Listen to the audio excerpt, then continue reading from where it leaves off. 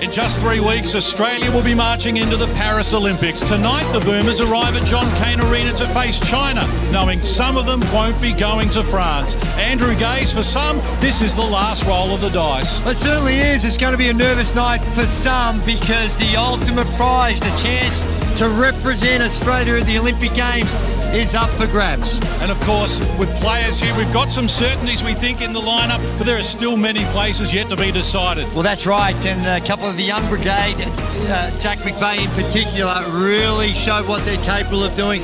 Not overawed by the moment. 24 points in 13 minutes of action. He's going to be hard to leave out of the team. So the stars are ready to go, and so are we. Let's bring it on. Australia versus China. Let's go.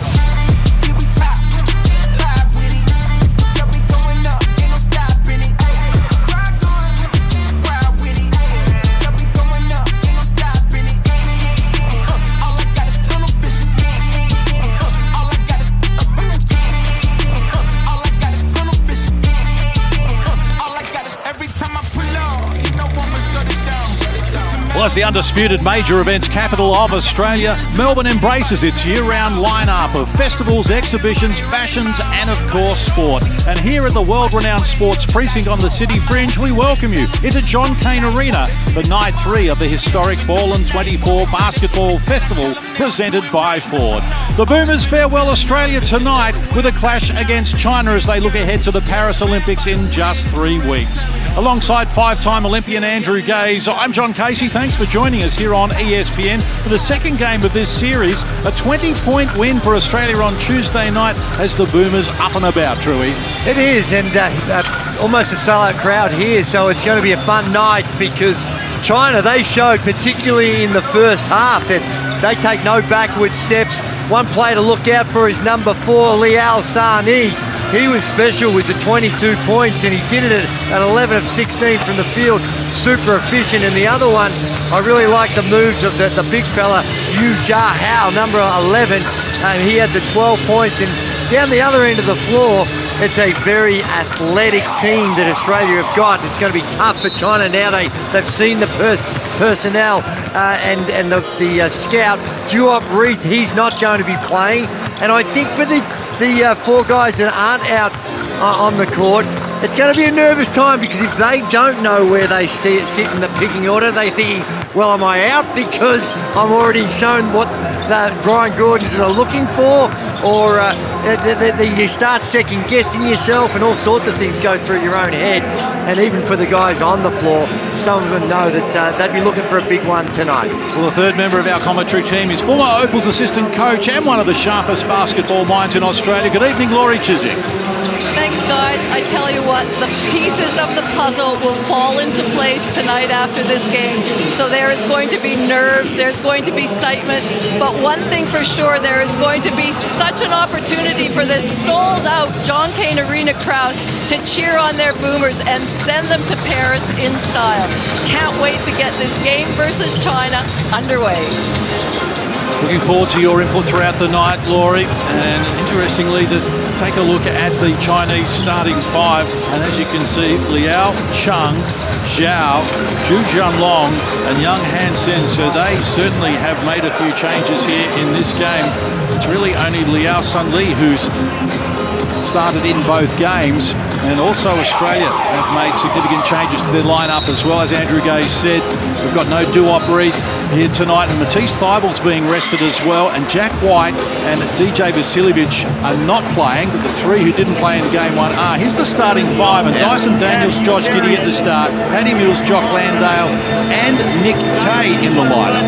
Well, Nick Kay, I think, is one of those ones that are on the bubble, so he would be looking to have a good night, and the fact that he gets to start, he gets into the flow of the game when the game is meaningful, because China, they took it right up to Australia, but in that second half, the games got blown out a little bit, and it's harder for the players trying to make an impression to play in that type of situation that it is when the game is on the line early on. So Giddy and Mills, the only two constants in terms of the starting lineup. It was Cooks and Duoperith who started game one as the bigs.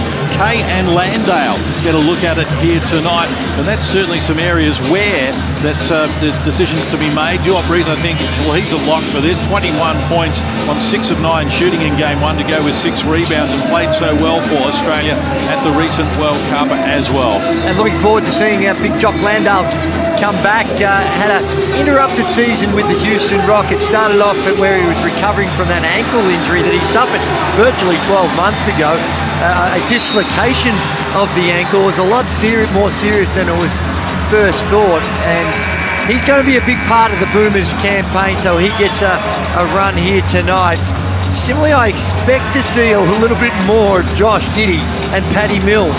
With limited time with your preparation, the way you can build chemistry in these games. Paddy only played the 8 minutes, and Josh Giddey similar with almost the 8 minutes, 7.5 minutes. So it's I think we're going to see a little bit more of those two tonight. Big crowd in attendance. We had just over 8,100 here on Tuesday night, and a quick perusal of the crowd at John Kane Arena suggests to me that we're above that, Andrew. No doubt, there's hard to see too many empty seats. And for China, keep an eye on Young Hansen, number 51. He's another one that's come through the junior ranks, and he's on the radar of a lot of the NBA teams as well.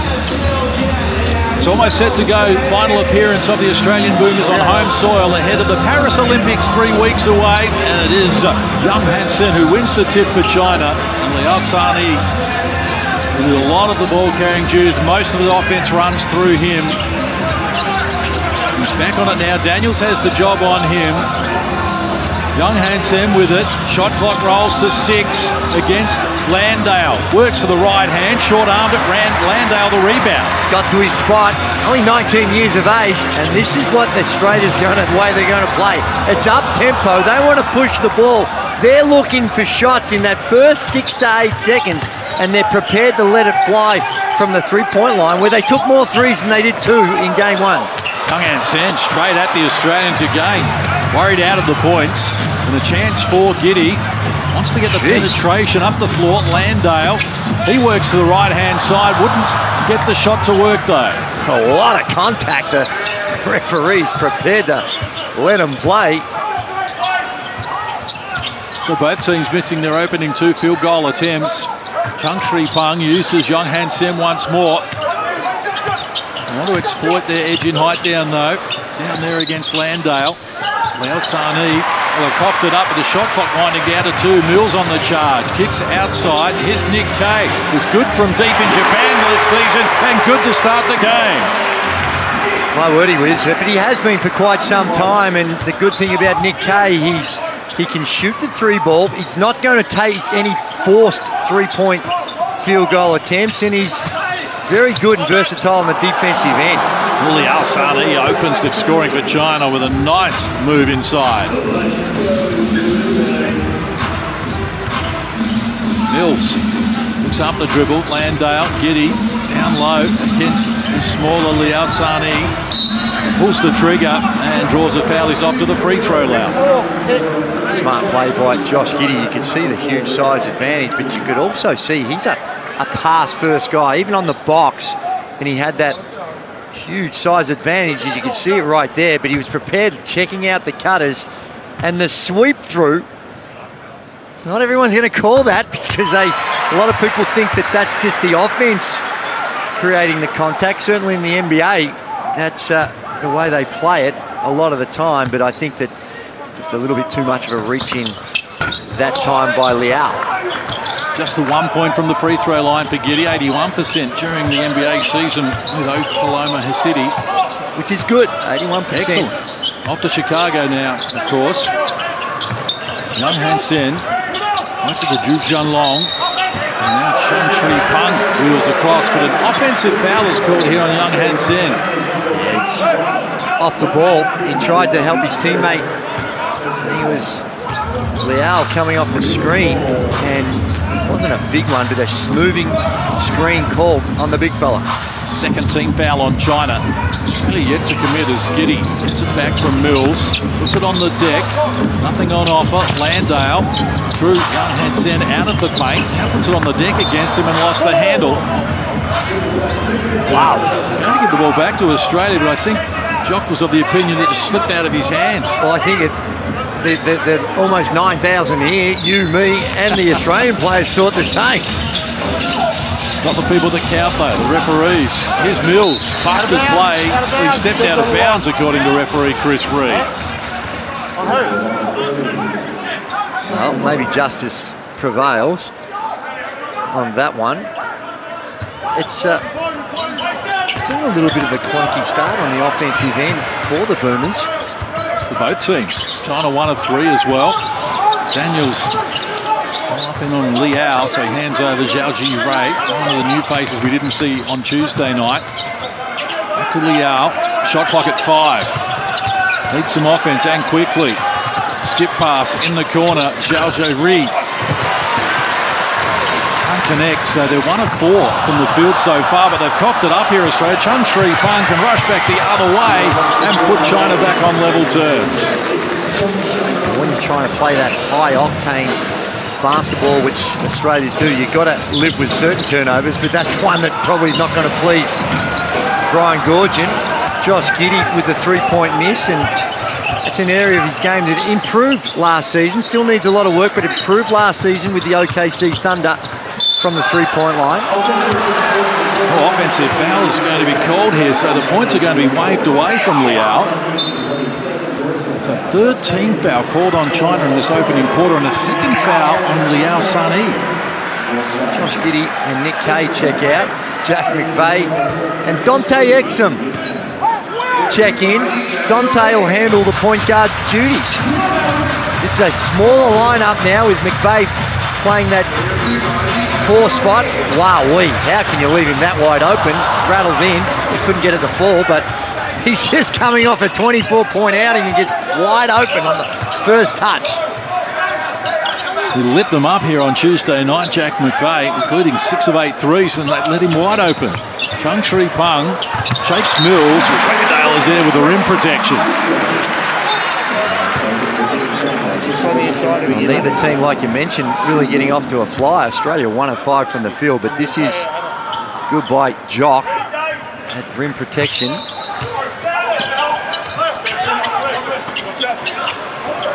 Well, invite Young Hansen to fire the 3, so he does. Caught it deep.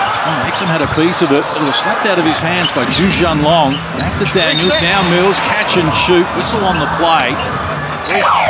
Didn't reset the clock. Wow, Australia's got the benefit of the doubt with a couple of calls already, because the shot clock was certainly not going to be threatened early on in the offensive set. Paddy Mills had a wide open look, but they decided to fix the shot clock situation.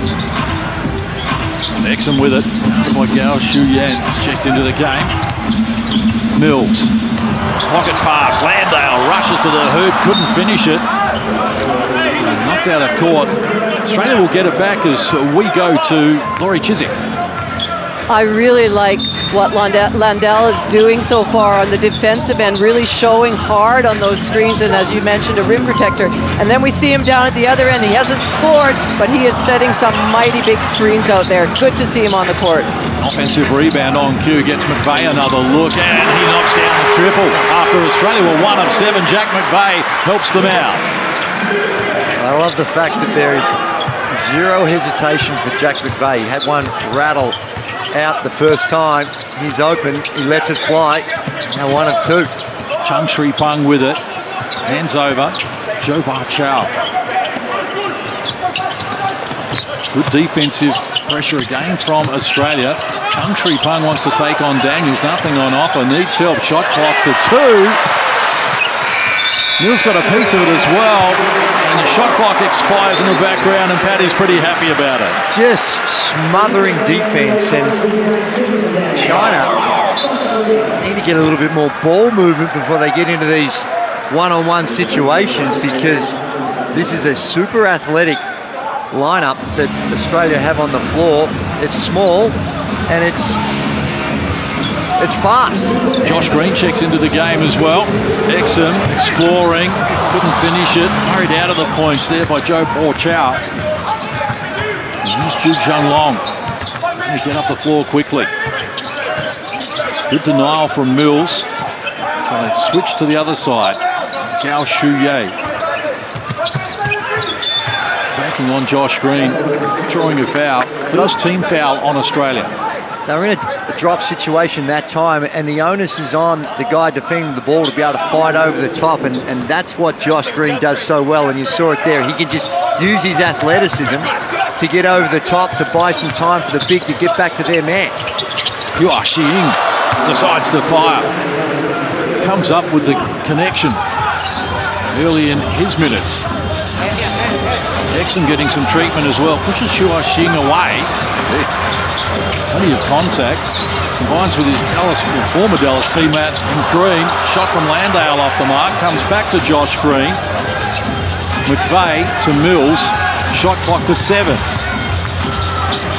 Well, Mills looked off the dig and travelled in the process. That's no score. Shuffle of the feet. Good hands. 2 of 10 now for the Australian team. And of those 2, they've both been three-pointers. They've had 10 field goal attempts. 7 of them come from the three-point line. Paddy Mills checks out of the game, and Nick Kay comes back in.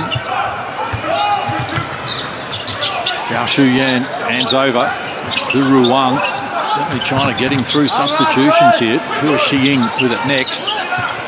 Single digits on the shot clock. They left him alone again. This time he's off the mark. Exum scoring up the floor. Contact, Landale and Hua Xiying collide. Yeah, Hua Xiying, just the holding his new his feet. There was the play prior, but just wrestling and flopped and didn't get away with it. So McVeigh starts looking for Nick Kay. Oh, knockdown out of court. Used 10 players already, China. Played 6.5 minutes here. Exum. Now McVeigh in the corner. Josh Green, he fires. That's off the mark. So 2 of 8 from deep.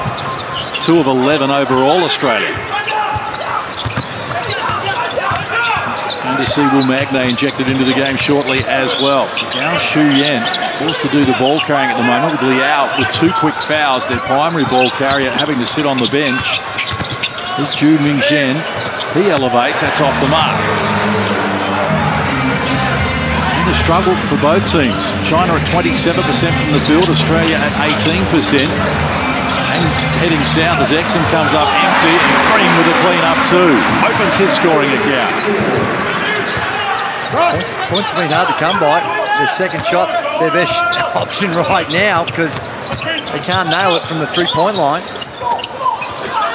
Joe Borchow. That's Landale. Lost the handle. Australia have got it back again. And they're quickly up the floor. Exum has Green in the corner. Decides to go solo athletically, but can't get it done. Landale snatches the O-board. Kay gets McVeigh a good look. That's off the mark. Athleticism for Josh Green, who jumps upstairs to grab the O-board and the 2. As I said, the second shot sometimes be your friend right now. They cannot buy one from the three-point line. 2 of 9. And how's the leap? Reeled that in. And nice kiss off the glass for Josh Green. Did get to play a lot of minutes in Tokyo at the Olympic Games. Josh Green just 1 point in 3 minutes on average. Expected to play a much bigger role at the Olympics in Paris.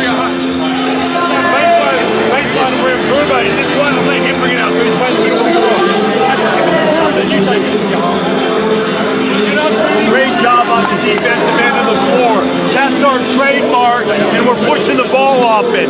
On the push of the ball, the throw ahead's been great. Go right in to dive. Throw it ahead, 4 flying through. 5 sliding out of there and spread it.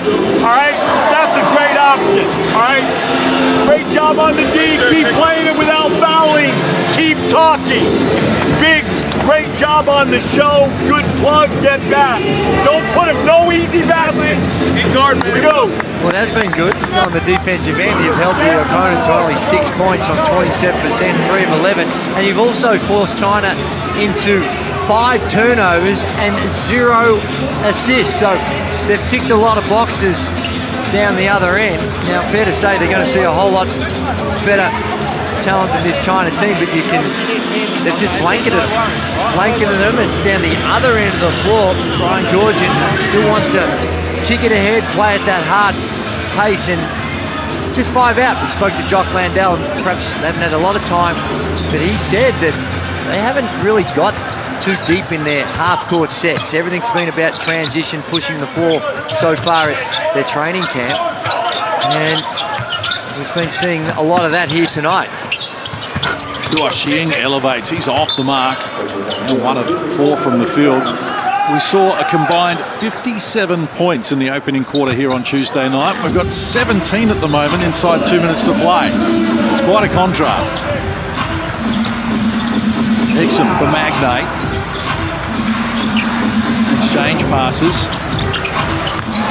Took them on. Exum came up empty. Kay, quick hands. Josh Green, who charges to the hoop. That's the athleticism, the excitement that Josh Green brings to the table. Yeah, my word, he's explosive, and he's another one that, when you think of the Boomers team and where we got room for improvement, is with a lot of our main guys, it's the 3 ball that where we need a bit of work. You think of Matisse, Josh Green, Josh Giddey. They can knock them down, but not at the efficiency which you'd normally like to see. Australia with another opportunity. Kay gives it back to Exum, who puts it on the deck, and he rushes inside and draws contact. 3 throws to come. And Yong Han Sen is picking up the foul. No, in fact, it's Yu Jahao with the foul. Yeah, it is. It's a big body to attack it. Dante Exum going in there, trying to throw one down, but when you've got a big fella like Yu Jahao in there, it's a little bit different, and that's the difference between also the international game and the NBA game. You can plonk a guy in the paint. There's no that 3 seconds, deep defensive 3-second rule doesn't apply. So it's more common to be met at the rim when you've got those penetrations. 7-2 run from Australia gives them an 8-point edge here. 80 seconds left, term number 1. Joshua enjoying a courage from John Kane Arena, a farewell appearance for the Boomers here on ESPN. Pass deflected. That's the length of Green as well. He started at the defensive end, and now he's stepped out of court. Turnover number 4 for Australia. China has 6 in that category. Well, they're doing an outstanding job on the hard show. Sometimes when you coach teams, you use this strategy, and it's a token effort to come out. As we look at Josh, just step back as he tried to push off, goes out of bounds. But it's that token effort to say, yeah, coach, I'm showing, but you're really having no effect. They're digging at the ball, they've got those hands, they're getting deflections, and they've forced China into 6 turnovers, and they've only got 6 points, Case. Inside the last minute of the opening quarter, it's been a shallow offensive performance. Wang Lanchin onto the court, try and make something happen, but he's turned it over. And another perfect example of it. They've got to stay away from that sideline. The sideline's the friend if you're going to trap and have those hard shows. Got to keep that more in that middle third rather than that outside third on those on-ball screens. Australia by 8. Exum, started by Xing. Magnay. Oh, he wanted Exum. The pass wasn't great. Chance for China inside the last 30 seconds of the opening quarter. Australia with 5 turnovers of their own. And they retreat to Wang Lanchin with the ball. Gamey's on the sideline. One with problems. The double team arrived. Great man Yao Ming spoke to last night on the coverage. 3-time Olympian himself. debuted here in Sydney. 8-time NBA All-Star, one of the all-time greats in the Hall of Fame. And here's the big man, Howe. He can't get it to go. So 10 seconds on the clock here for Giddy and the Boomers for the last save at quarter number 1. Exum doesn't need that amount of time. He gives Australia a double-digit lead. China on the buzzer, let fly, but he's off the mark, Wan Chin. And Australia open up here with a great defensive performance. It's 16-6, 10-point lead for the Aussies. Stay with us here from John Kane Arena.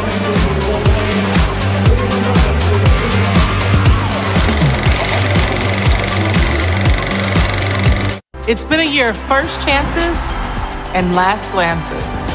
A year of inspiring a generation to become the next generation. Join me for the ESPYs.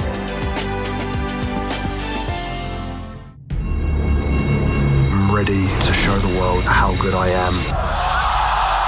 The athletes in AEW are pushing the limits of what is capable inside a wrestling ring. In the ring, you have to be in the moment. Give air to the fire. Let it breathe. Kill the fear.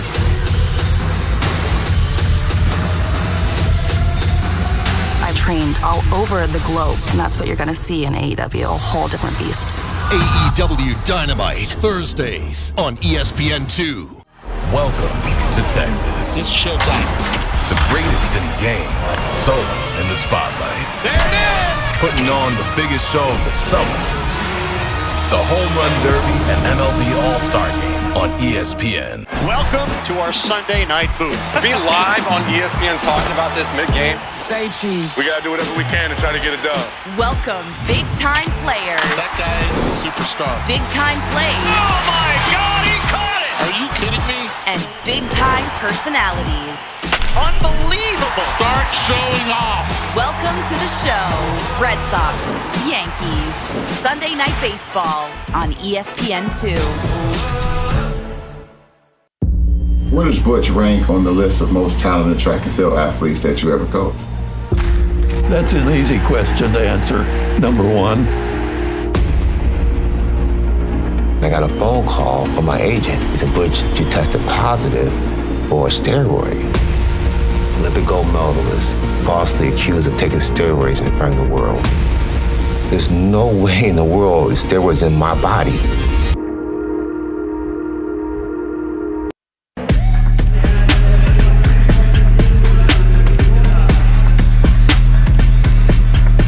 Great defensive performance from Australia in the opening quarter, restricting China to just 6 points on 3 of 13 shooting from the field. 16 points of their own. Josh Green exciting with 5 points. I'll be happy with the defensive performance, but just a little sloppy with 7 turnovers for China, 5 for Australia, Andrew Gaze. Yeah, it's been impressive on the defensive end by the Boomers, like we mentioned, and offensively it's been helter-skelter.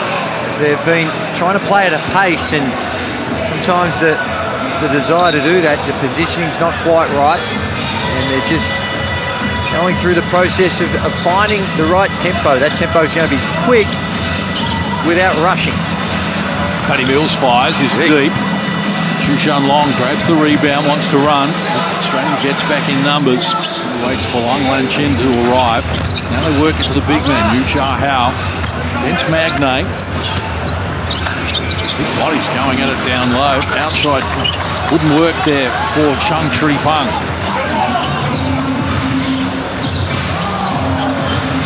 Mills, left alone, fires, can't connect. Australia 2 of 11 from long range, and ball out of court, unable to be saved by Magnay, right in front of Laurie Chiswick. Well, I was in the huddle at the quarter time, and Gorgin's last words were, if it's going to be a great night if we continue playing this sort of defense. He talked about how hard they were showing on that on ball, drew up a few plays where they wanted to keep looking inside, but he was very, very happy with their defense.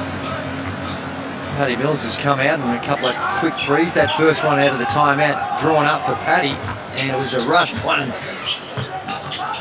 that second one is wide open. Stole the ball here. Now gets to work with it, and despite the pressure, comes up with his first points in the game. China having all sorts of problems just getting into any action, and because of this pressure, they're Australia are applying on the on-ball. They need to look more action like that. Off the ball rather than on the ball, because they're getting trapped and forced out of any of their sets when they get to an on-ball screen. Magnay forces it up against Yu Jia-Hao, draws contact, free throws to come. Thank you. Australia 4 of 6 from the free throw line already. China yet to get there. And of course, with the starting point guard, Liao Sani, with 2 fouls in the opening quarter and sitting down, it's just disrupted them. And they're going to roll him back into the game now. Tuck McVeigh comes back into the game as well for Dante Exum. And these rotation patterns that you're seeing from both these teams, for that matter, but in particular for Australia, is not what you're going to see when you're playing for your life at the Olympic Games. The guys coming in and out, looking at different combinations, and that's no matter how experienced you are, that's not easy to do when you're trying to find some rhythm in your game. Young Hansen back into the game for China as well. Here's Liao playing with those 2 quick fouls. 90 seconds done, turn number 2. 11 to spread here. Mills getting right up into the grill of Liao Sani, trying to disrupt China and doing a good job of it, because the shot clock rolls to 4 here, and the ambitious pass inside never looked likely. Gave the big man Young Hassan nothing to work with. 9 turnovers already in the game, including 7 in the first minute and a bit here of the second. And again, if they go into that middle on ball, it's a trap, and it's just messy after that. There's more passing and man movement. Getty lob pass, Magnay did well to control it. Stepping out of court though is bumped. Australia obliged with a 6th turnover of their own. Zhu Zhanglong restarts. Zhang Shripeng brings China up the floor. Almost 2 minutes played here in the second. He's got his hands full again, and they forced another error. Australia pass went straight to Giddy. Mills in support, timed the pass nicely. Mills can't finish. It's caught a little off balance. And no matter what level you're at, that backboard's your friend. Just Paddy there, just kiss it off the glass, hit it at the top of the square like you learn when you're 8 or 9 years old, and that's 2. Sage advice from the great man Andrew Gaze. Still should have made it though. Liao Sani bumped by Daniels, goes down, couldn't get a whistle. Now Young Hansen goes back to him, and again they've got 5 on the shot clock here and haven't been able to get too close to where they wanted to be, and Liao bails them out there. He has 4 of their 10. Giddy puts it on the deck, goes with the one hand, and Josh Giddy comes up with his first field goal. Well done, Daniels, in traffic, just giving Liao plenty to think about. Liao only played the 4 minutes in that first quarter, and given the problems they were having on defense, if we take a look at Josh Giddy, that problems having on offense, he looks one that's more likely, and that's that off-ball movement that I'm talking about. And what a high-level elite pass it was from the big man Young Hanson. Roles reversed there as the big went to the point guard for the finishing touches. Here's Paddy Mills off the mark. And Young Hassan grabs the rebound. And Liao. Paddy just pushing it a little bit at the moment. He's a little anxious on the offensive end. Travelling violation called here on Young Hansen. The points are going to be waved away. One of 6 for Paddy in the contest. And none of 2 in 8 minutes in the first game. Yeah, he's just looking to try and get himself going. Played a decent chunk. He's already up to 9.5 minutes.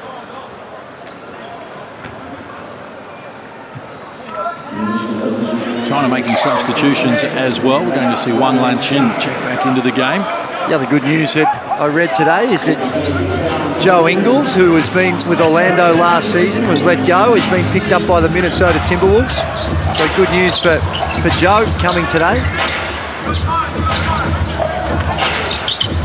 Here's Landale back into the game. Oh, he's blocked, rejected by Young Hansen. Threw it out of there. Landale says he was fouled. Referee Chris Reed not buying it. None of 4 from the field in this game. Landale, clean block there. Here's Zhu Zhanglong. China up the floor quickly. McVeigh wrestling down in the low block with the big man. Long shot from Chung Sri Pang. Just everything. Here's Giddy. Bump. McVeigh in the corner. Can't connect. Australia 2 of 12 from deep. McVeigh 1 of 4 so far. Chung Sri Pang. Too young. Hansen. In turn, Wang Lanchin. The big man go to work on McVeigh, just doling him out of the way and helping himself to 2. First score in the game for young Hansen as Daniels takes them on and he gets the treatment from the big man as well. Now you might see this 19-year-old young Hansen is getting some attention at the highest levels. At one end of the floor, nice low post move at the other end, good read and good rim protection. Only saw the 8 minutes in game 1. This has been very good, what we've seen so far here tonight. Landale, Daniels. He goes with a floater and it's short. Australia 7 of 28, at 25% from the field. So they do have the lead here by 3 points, or 7 points. And here's the big man taking them on again and drawing a foul. It is, and I certainly don't want to offer this as an excuse, but this Boomer team, last 4 or 5 days, they are going at it hard. By all reports there at their camp, the level of intensity has been off the charts.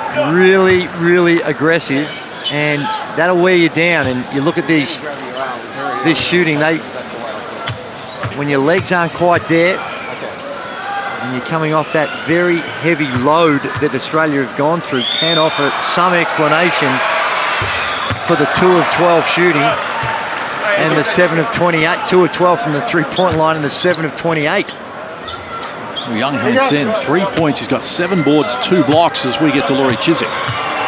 Well, it's a really good point you make, Andrew, that maybe the offense isn't flowing, but if that's happening, you've got to make sure that your defense is on point, and that's what you focus on first, and that's what they look like they have been doing. A lot of their structures, the endeavor that they're playing with is really, really good to see. No, 100%, and I assume that with all the work they're doing on that end, and as we mentioned, they haven't gone into a lot of their half-court action that they want to get to just yet. It's a great foundation to build from. It's the only foundation if you want to win medals. You've got to be able to defend, and we're seeing some of that on display here. Just 2 field goals this quarter in 5 minutes for the Boomers. Exum outside, he was shut down quickly by Zhao Ji. Now he's lost control of it, trying to regather. Shot clock about to expire. Landale bails them out with his first score.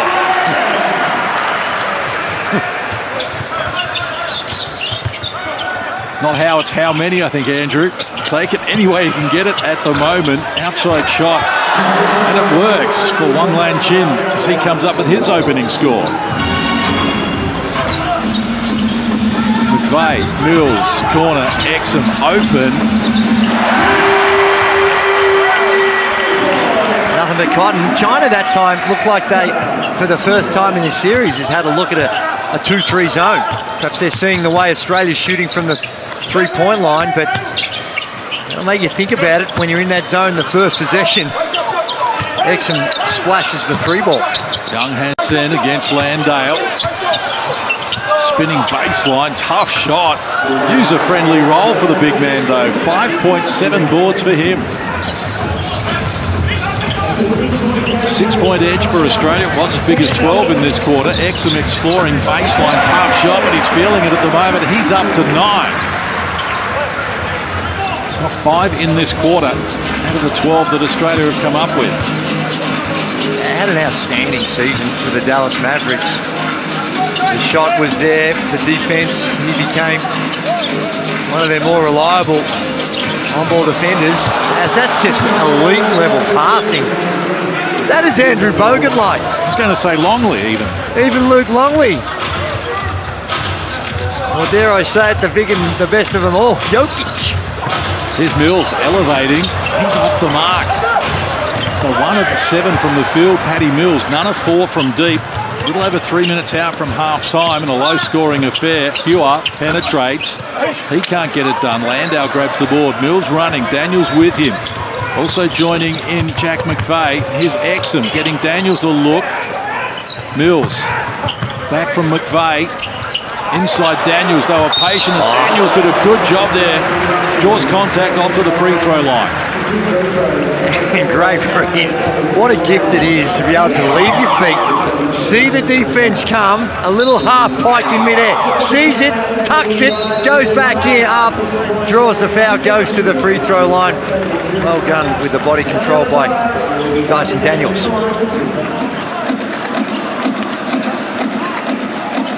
And timeout called. Australia leading 28-22. And we see Dyson Daniels doing his thing. His younger brother, Dasher Daniels, in the Under-17 World Championships, he's showing that he's a likely candidate for the next level as well. That ball goes into the post. If it's rolled in here, everybody drop and gap. And on the bounce, let's come from the eye. High guy in the eye. We want to come. I want to come. Get it out of there. Get it out of there. We want to work on it. Ball comes in there just on the bounce. All right? And we don't want to come off the basket. But you want to stay in the gap and yo-yo. Just make sure you're protecting the basket. Try to keep it out of there.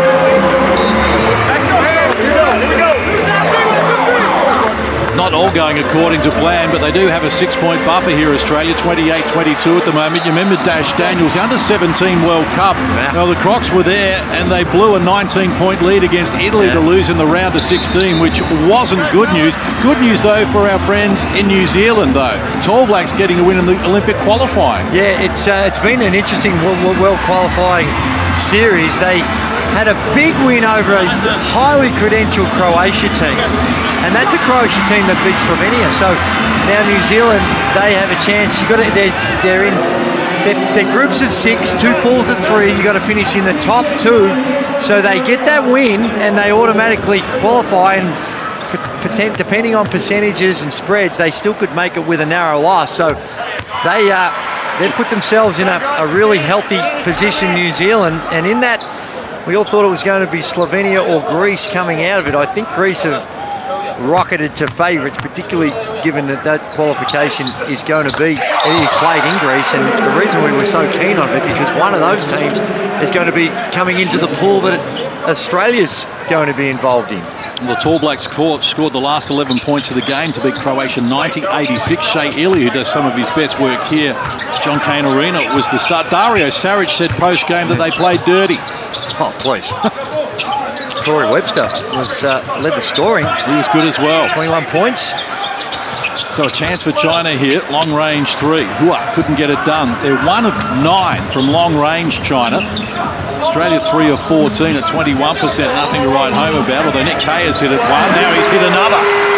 Well, we watched him in the warm-ups, Case, and he was automatic. He was doing his 3-point shooting, and he was well over 80%. And he was by himself, and it's carried over into the game because right there, he was by himself. He's made a great career in Japan. Shot the ball 40% from deep, 16 points, 9 rebounds, his numbers on the season.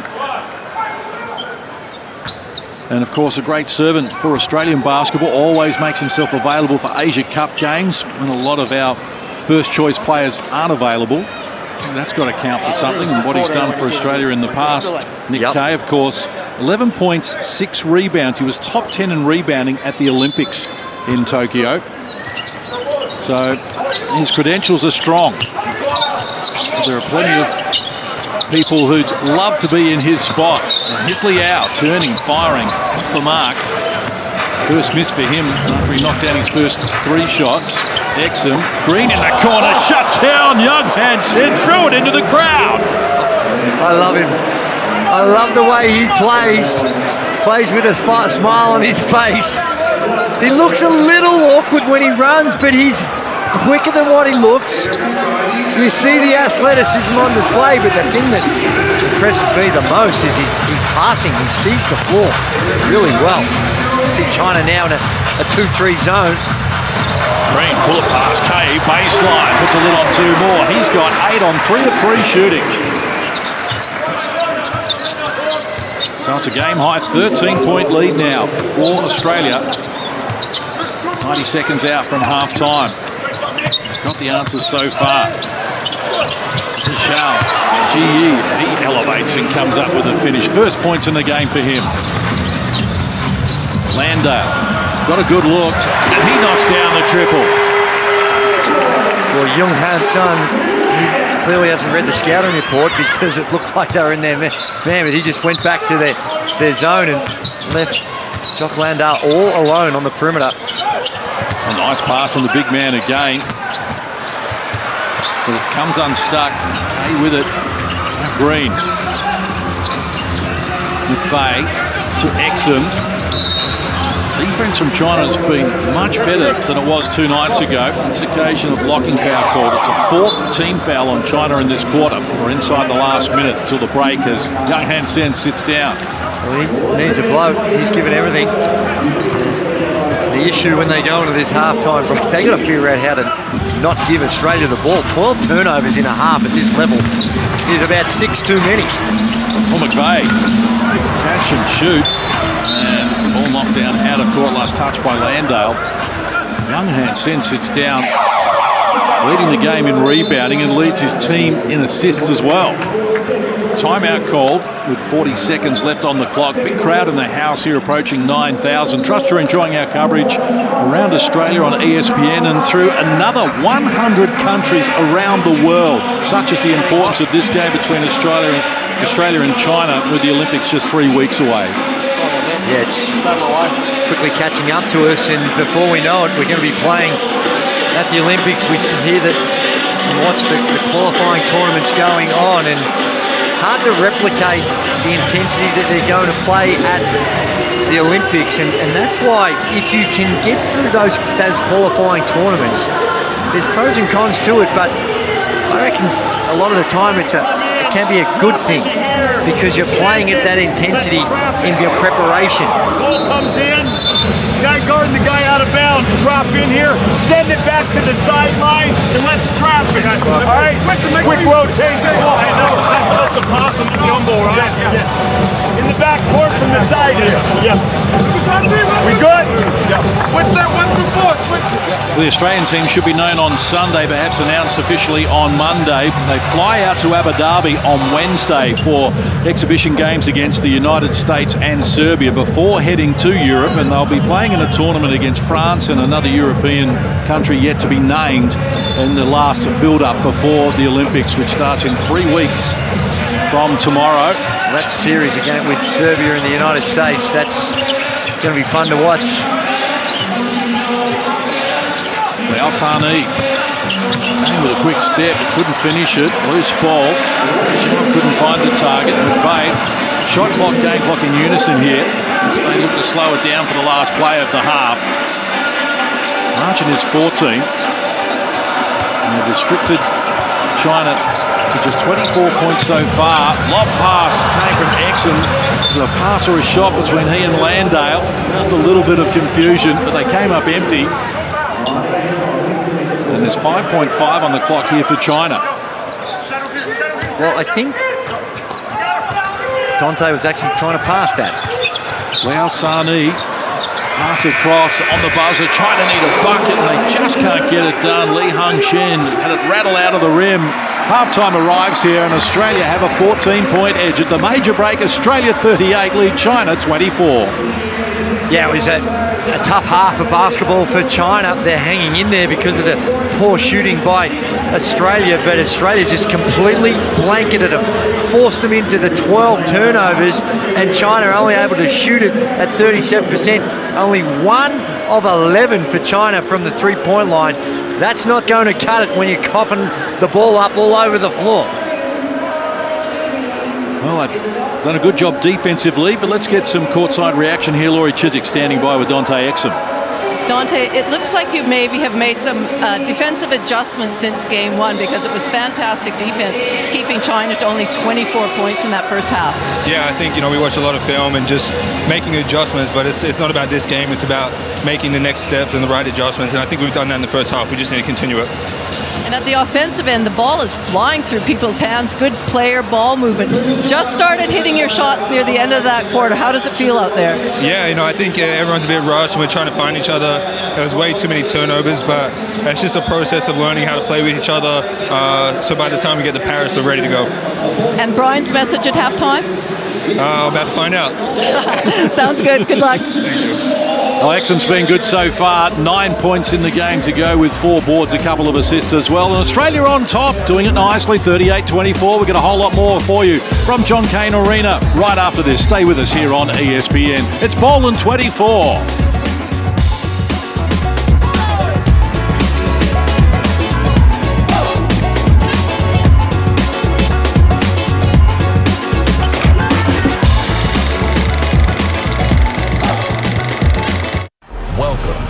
Texas. It's showtime. The greatest in the game, so in the spotlight. There it is! Putting on the biggest show of the summer. The Home Run Derby and MLB All-Star Game on ESPN. This month on ESPN, here we go. It's time for a mid-season classic. Oh, wow. The MLB All-Star Game. That one is gone. And the Home Run Derby. Guerrero Jr. will win the Home Run Derby. Rising stars or champions battle for UFC's glory. AEW's world-class wrestlers light up the arena. Nobody's safe. And witness greatness rising to the top in the WNBA. It's a look. This is July on ESPN. The CEO is about to take off. There's no one that does the things I do. We are pushing the limits of what pro wrestling can be. AEW Dynamite, Thursdays on ESPN2. Feel that? That buzz? Yeah, you can't get enough. The undeniable electricity? Baby, it's the talk of the town. You gotta love it! The WNBA is back, and we can't get enough. It's been a year of first chances and last glances. A year of the impossible being possible. A year of unfinished business being finished. Hail, hail, Michigan. A year of bounce backs and breakthroughs. A year of inspiring a generation to become the next generation. Join me for the ESPYs. It's the ultimate power hour. Quick Pitch takes you around the league for every must-see moment from the majors. Quick Pitch, every night on ESPN2.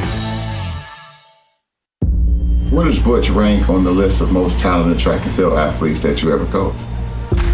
That's an easy question to answer. Number 1. I got a phone call from my agent. He said, Butch, you tested positive for a steroid.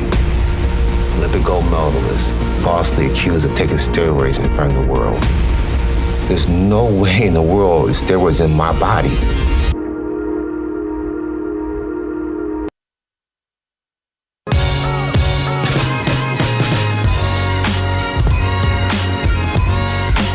Brian Gorgie and the Australian Boomers have got this where they wanted in terms of a scoreline, up 14 at half-time, but it hasn't been particularly appealing to the optic nerve for those of us who like to see a lot of points. Andrew Gaze was seeing 12 turnovers for China and 7 for Australia. Shooting percentage is not where we'd like them to be, but the defence has been outstanding. No, it's good insight to get into the timeouts of Brian Goorjian, because there's a lot you could be critical of in the way in which they're moving the ball on the offensive end, and it's reflected in the stats. They're not sort of jumping off the page, the 5 of 18 from the three-point line. In fact, 9 of their first 11 shots were all from the three-point line. Is that too many? I thought so at the start of the game, particularly when they're not going in. But I think that they were able to find a bit better balance. But as I said, in those timeouts, Brian Goorjian, clearly the key has been what we're doing on the defensive end, how they want to trap on the on-balls, where's the weak side help coming from. And he has been delighted with what he's seen So he'll go into this halftime break pretty happy because he knows that eventually they'll be able to find some rhythm on the offensive end, and they definitely need to do a whole lot better than what we've seen here tonight. Well, Australia had that 10-point lead in the opening quarter, and then in the second, China started to find their rhythm, but it was the disruption that, as we see there from Patty Mills, and the defensive pressure they were able to provide, and it was just too much to handle for China. Yeah, absolutely. They were blanketed. They were really, for a good 7 or 8 minutes, they were just happy to get a shot off. It didn't matter whether they go in or not because they were just that many turnovers. But once they started to move the ball around, go to their strengths. There we see down the end, the big fella, young Han Son, he's got some post touches and was able to score. And then down the other end, defensively for China, they haven't been terrible, but if Australia had been anywhere near where they normally are at on the offensive end, then this game would be well and truly over. 38-24 is the equation here at half-time, and of course, Patty Mills' Indigenous Basketball Association do a great job in terms of raising funds, and they have this annual Deadly Choices program where Indigenous people, if they go and have a health check, then they get a free jersey from the Australian Boomers. So get around it. It's a significant program that's being done in the Indigenous communities, and credit to Patty Mills, who puts so much back into his cause. No, he's a star, and he's contributing in so many different ways. Going to be really curious to see what happens to him next season as well and where he ends up, but his contribution on the floor is there for everyone to see, that landmark bronze medal. But who is going to be in the team at the end of this series? And we've asked around, we've surveyed, you and me, we put our 2 bobs worth in, and these are our locks: Paddy, Josh, Jock, Xavier, Josh Green, Duop Reith, Dante Exum, Matisse Thybulle. We believe that 8 of the players 100% book your tickets, you're going. And then you've got on the other side those that are still up for grabs, and a lot of people will be surprised to see someone like Joe Ingles in there, but with you see the emergence of Jack McVeigh. Jack White, he's not playing tonight, but he was a part of the World Cup team. Dyson Daniels is another one when you think of positionally. Now, I think Dyson would be sleeping pretty easy myself, but nevertheless, they're the ones that we think that the 5 that are going to miss out are going to come from. There you have it. I think Joe Ingles is going to be there at the end, and Chris Golding did a great job in that opening game here, straight onto the floor, knocking down threes. Did a great job did his cause. No harm at all. But still a second half to come, and still a chance for these players to press their claim. Stay with us here. John Kane Arena, second half coming your way. It's Australia 38, China 24, live from Melbourne.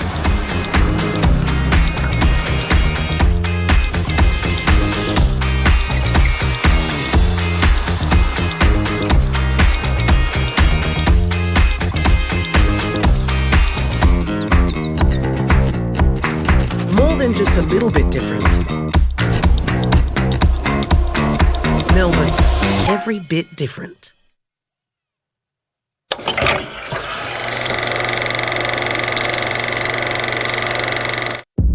Where does Butch rank on the list of most talented track and field athletes that you ever coached? That's an easy question to answer. Number 1. I got a phone call from my agent. He said, Butch, you tested positive for a steroid. Olympic gold medalist, falsely accused of taking steroids in front of the world. There's no way in the world steroids in my body. This month on ESPN, here we go. It's time for a mid-season classic. Oh, wow. The MLB All-Star Game. That one is gone. And the Home Run Derby. Guerrero Jr. will win the Home Run Derby. Rising stars or champions battle for UFC's glory. AEW's world-class wrestlers light up the arena. Nobody's safe. And witness greatness rising to the top in the WNBA. Gets a look. Yeah. This is July on ESPN. Slide into MLB Network Strike Zone. Catch every great pitch. Monster home run. Gone. Oh, my. An unbelievable moment from around the league. Oh, he made the play. That's unbelievable. In addition to live game action, MLB Network Strike Zone brings you updated scores, standings, and stats throughout the day. MLB Network Strike Zone, Thursday and Saturday mornings on the ESPN app. It's been a year of first chances and last glances. A year of the impossible being possible. A year of unfinished business being finished. Hail, hail, Michigan. A year of bounce backs and breakthroughs. A year of inspiring a generation to become the next generation. Join me for the ESPYs. Welcome to Texas, where the Lone Star shines. This is going to be special. This is showtime. The greatest in the game, putting on the biggest show of the summer. The Home Run Derby and All-Star Game. What a show!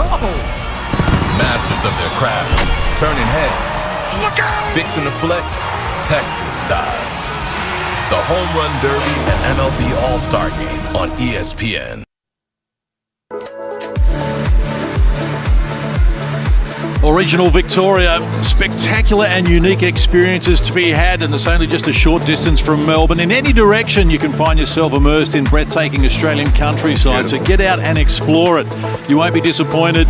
And thanks to Ford as well for putting on Ball in 24. It's historic.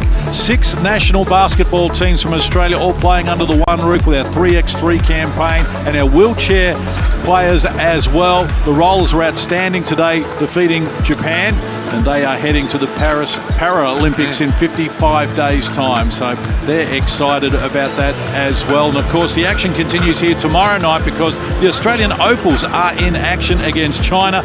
Anytime Lauren Jackson's involved is always a good time. It was 94-66 over China.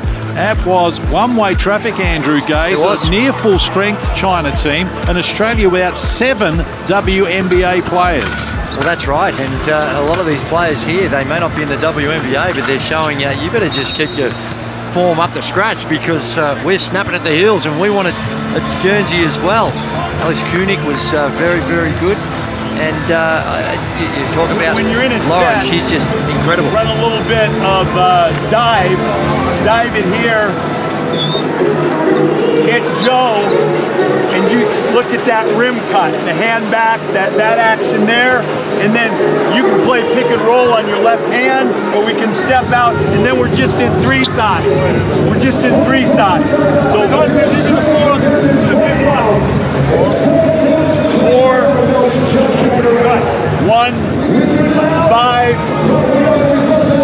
Joe's here. That's me.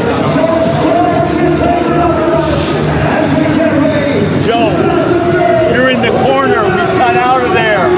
Instead of going here, hit and go off that. You might get him on a rim run. Then you got side pick and roll here. Then we got 3 sides. All right. Here, go pick with him as the first picker, you as the second picker. All right. Hey, those 2 steps. We're going dive off a dead ball. We're running. Yeah. Final instructions from Brian Gourjian. Interestingly so far, Andrew Gaze, no Joe Ingles, no Matthew Dellavedova, no Xavier Cooks. Well, I think hopefully Delly's okay. We saw him in game 1, he came off and he was warming up and he looked okay, but maybe that might be just a bit of a precaution as Josh Giddey has a collision at half court. I spoke with him pre-game and Matty Dellavedova said it was knee-on-knee contact, but he's fine, he's ready to go, and I see he's dispensed with the tracksuit. Ingles is out there to start the second half, and I think Dellavedova won't be far behind him, and Cooks looks as though he is taking off his tracksuit top as well, so expect to see them in the second half. Possession arrow is with China to get us underway here. And I think Chris Golding is likely to play some decent minutes in this second half as well. There'll be a lot going through a lot of these players. Those players on the bubble, they'd be jumping at shadows, thinking, "Oh, what does this mean? What's going on?" It's a nerve-wracking time for a lot of these players. Duru Rang with it. He starts the second half here in advance of Xiao Jiji.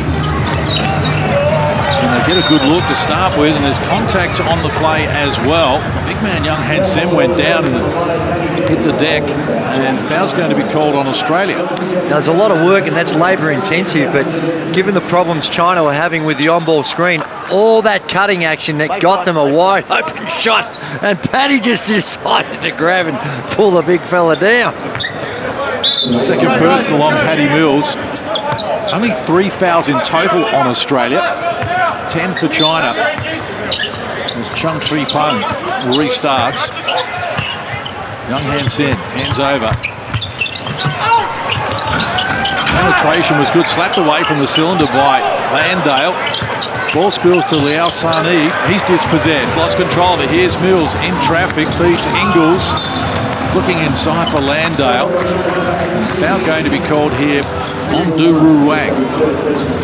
Well, that was one of those examples. He makes that type of foul in the backcourt, and that's 2 in possession. There was no play on the ball. Just grabbed the play just to try and slow things down.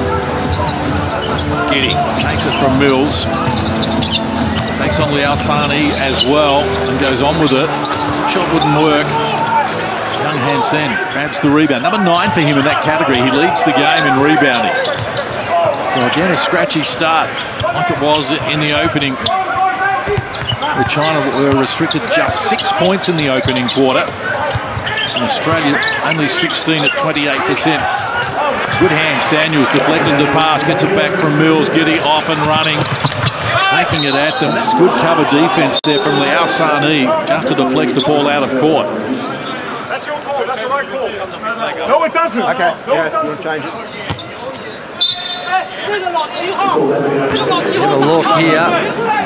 Ooh, if that come off Josh Giddy's knee, that's the correct call, but if it didn't, hard to tell from that angle, and it was the official on the other side of the floor. Ruben Woolcock making the call. He made the call. Didn't impress Josh Giddy, thought that it should have been made by the other referee. Here's Young Han Sen, academic. Liao Sani, going by Daniels. Offensive foul going to be called here on China. And that's on Young Han Sen. So that's going to be his 3rd personal, which changes the equation. Yeah, and that's where sometimes the points of emphasis here in the NBL, that's a call you see common. You can't flinch on those on-ball of the screens. Giddy, Mills, quick pass, finds Daniels. He's deep with it. Daniels down none of 4 from the field, none of 2 from deep.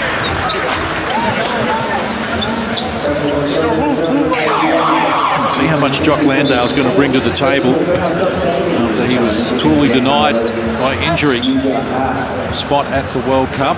Ooh, there's the foul, and that means... Is that his 4th, Case?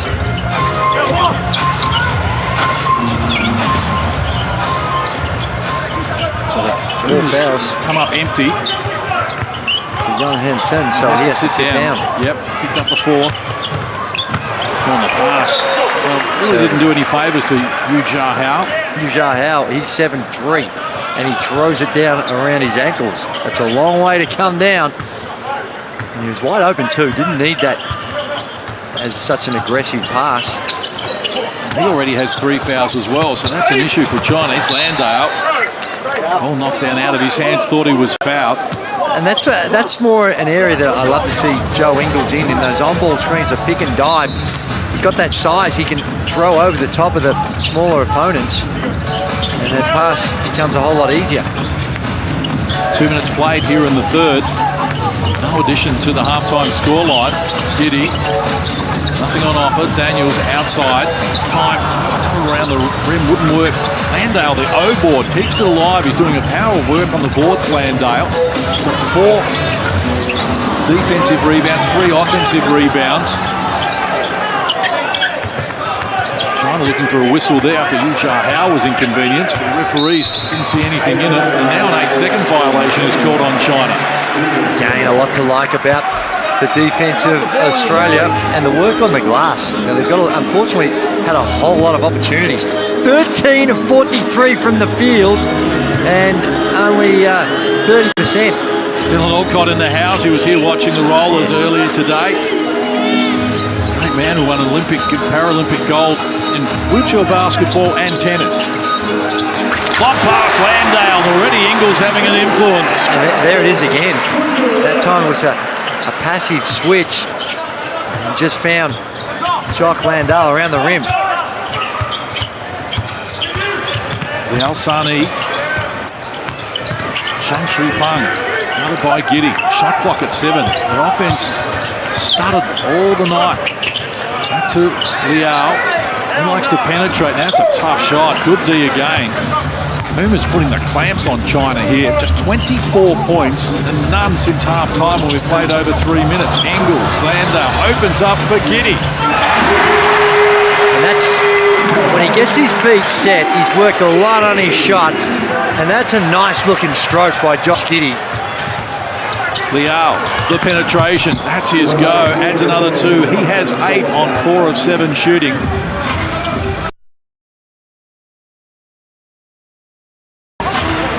Mills puts it on the deck. Landale rolling to the hoop. Mills looks for the lob pass. It's deflected out of court. Both teams make substitutions. This is just really good ball movement, and Joe Ingles is making things happen. Couple of assists and catch in rhythm. Good follow through. Gets to his set position in his forehead, to his forehead. There still needs a little bit of work, but the follow through is nice. Get another look at it here. Short. Australia 6 of 24 from deep. Kane have taken more threes than twos in the game. Joe Ingles in conversation here with Yu Jia Hao. And Chris Reid looking to step between them. A technical foul has been called. Two of your players have just sworn straight at him. Yeah, well, don't swear. First foul, yellow 7, technical foul, 13. Sure what was technical foul on Ingles for swearing. Yeah. I think there might have been a few others that put the 2 cents worth in as well. And one on Landale.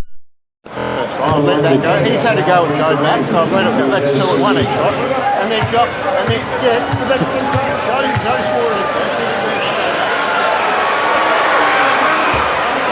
Well, there can be some communication problems, but with certain words, I think they're fairly universal. Him and you want to be the third man in. Stay out of it.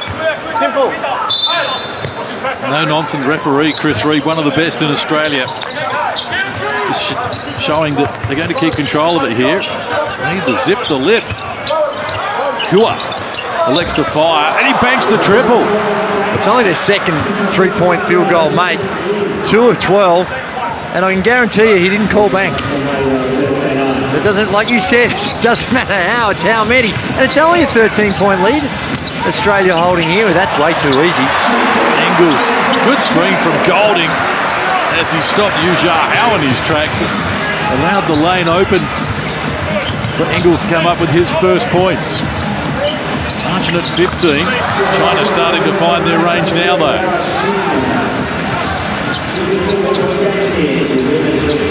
This is a different look from Australia with Landale rushing to the hoop. Ingles playing the 4. Joe Ingles making things happen in the start of this quarter. A lot of it's come through his playmaking and his distribution. Yao shoots away from the defense inside the last 5 minutes of the third. Things starting to warm up here. Shot clock at 4. Yao fires. Wouldn't work for him. Giddy tapped it to his own advantage and drags down the rebound. Off to Green. Golding ahead of him. Skip pass, and now back to Giddy. Ingles in the corner wants it, but Giddy goes solo. Under wouldn't work, and a chance for Gao and China. Have to slow it down here. Wait for the teammates to arrive. Throws it inside Hughes, spinning on Landale, and lost control of it. There are some out there that have raised some question marks about Joe and whether Joe should be a part of the Paris campaign. But I think in the last 5 minutes you can see why he can be so valuable. Huge asset for Australia. Dellavedova checks in for his first minutes. Magne on the floor as well. They get Golding a look. A quick release triple. Oh, he picked up where he started on last night. Chris Golding Well, I said this in game one, Case. That's not easy to do. You've been sitting on the sideline the entire time. And what it is, it's a good example of what he's going to have to do in Paris. He's got to sit there, then come out, and when you're open, knock down the 3 ball. And he's done it here in game one, and he's doing it again in game 2. 5 of 8 from the field in game 1, 4 of 7 from deep. His first touch was a 3. Early touch here is a 3 as well. Huge crowd in the house. Vicinity of 9,000 after we had 8,000 here in the previous 2 nights. It continues tomorrow. Opals against China. Get down here and enjoy it if you can. 7:30 tip-off and 3x3 and wheelchair basketball during the day involving the Australian teams. Wow. 2 of which are going to the Olympics in the case of the 3x3 women and the Paralympics with our men's wheelchair rollers. What a fair representation from the AFL here tonight as well. Some of the stars of the AFL coming out to check out the Boomers. Nathan Buckley in the house as well. Taking in the hoops. Haven't necessarily seen the most aesthetically pleasing game, but this third quarter starting to pick up. Shots starting to drop. And Australia out to an 18-point lead, and they've held China 32 points. That is a magnificent effort. Inside the last 4 minutes of the third term, good pressure up the floor from the Boomers. And already the shot clock rolls to 10, and China not even close to getting into the offense. Ingles called for the foul. Big contact on the head from Xiaoji Yi. Second personal on Joe Ingles. 4th team foul on Australia in this quarter. Xiaoji Yi there, I think it was more his reaction than the actual, not sure if there was much contact made. You see Joe Ingles right now underneath the basket. You can't do that in the NBA. He's sticking in that keep, and that's the difference a lot of the times you see from international basketball. Dellavedova, nice pass. Green uses Golding. Not this time. Gets his own rebound though. Dellavedova says, I'll fix it.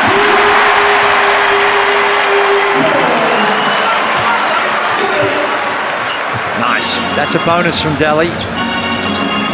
He's on that plane to Paris. It's more the work that he does with the assists and what he's doing at this end of the floor that's going to be the priority for him. Danish shot clock down to 5. Offensive foul. Defensive pressure was good from Joe Ingles and Jude Ming-Jen. Barrels him down. Joe's he's fun to watch. He's engaged. This is good defensive pressure, and he doesn't mind telling his opponent exactly what took place. There you go. Just a few words. He's a cagey veteran, and he's fun to watch. Sure is. Here's Dellavedova, Golding, Melbourne United teammates combined.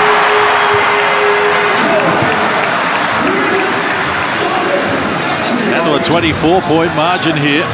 Chris Golding is making it hard not to put his seat on the plane. No, he's certainly got a ticket on my team.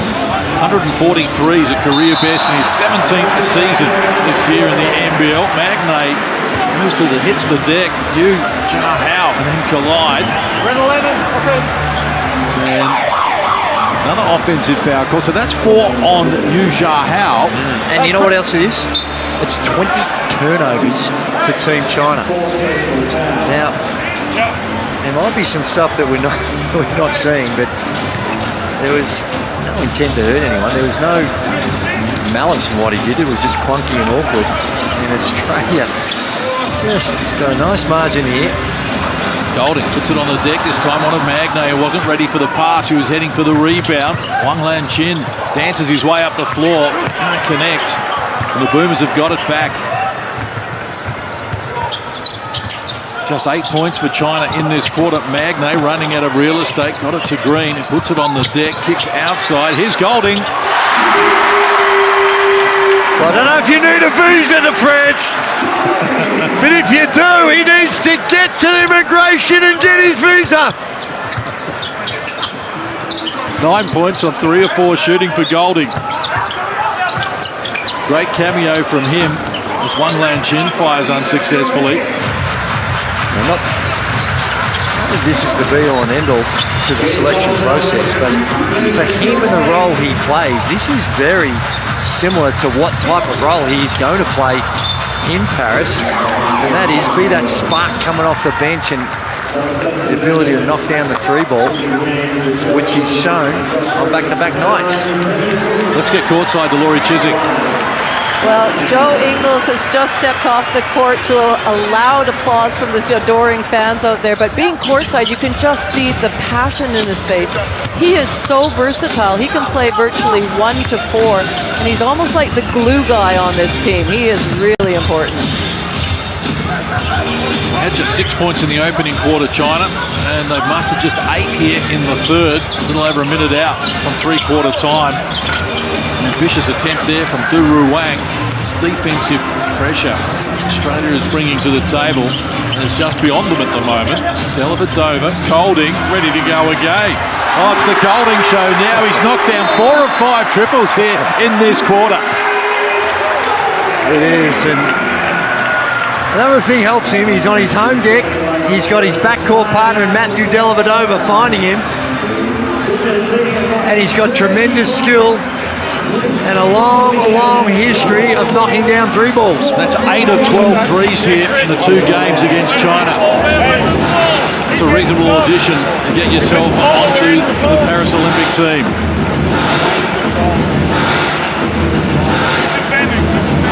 I wonder if Andrew Gaze would like to move him from one side of his graphic that we showed earlier to the impossibles over to the locks. No, he's in my team.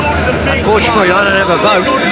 But I just think when you look at what this team needs, yes, they're incredible athletes. Yes, they can get up and in, and you can see the havoc that they can cause on the defensive end.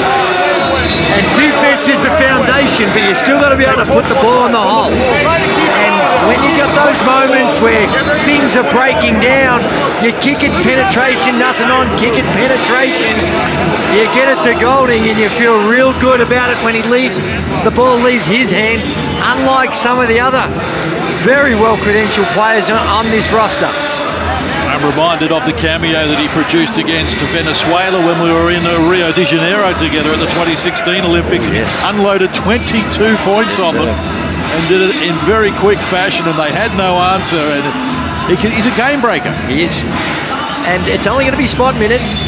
And if he keeps shooting it like this, there might be a little bit more than spot minutes. So it's 24 points to 8 in this quarter in favour of Australia. China all at sea here at the moment. Look at the D, just collapsing there on Wang Lan-chin, looking for a passing lane, and they denied that from him. Yeah, good hands. Cooks onto the floor as well. Well, he led the team in minutes played in game 1.